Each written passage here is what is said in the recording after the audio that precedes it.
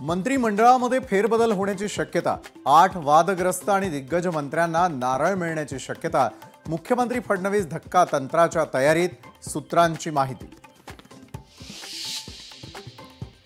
माणिकराव कोकाटेंच्या राजीनाम्यासाठी राष्ट्रवादीचे नेते आग्रही, कोकाटेंच्या जागी कृषी मंत्रिपदासाठी वर्णी लागण्यासाठी अनेक आमदार इच्छुक, सूत्रांची माहिती।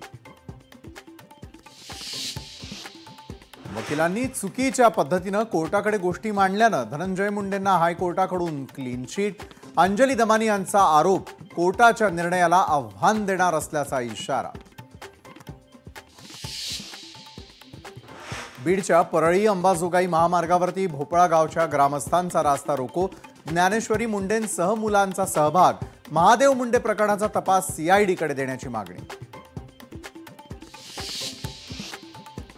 पहिलीपासून 3 भाषा जगात कुठेच नाहीत, त्रिभाषा सूत्र आढावा समिती अध्यक्ष नरेंद्र जाधवांनी व्यक्त केलं मत।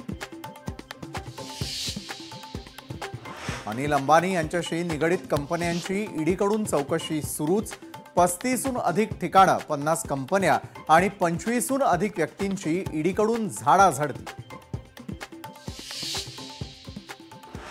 पालघर जिल्ह्यामध्ये उद्या पावसाचा रेड अलर्ट, पालघरमधील अंगणवाडी, शाळा आणि महाविद्यालयांना सुट्टी जाहीर, मुसळधार पावसाच्या शक्यतेमुळे जिल्हा प्रशासनाची खबरदारी।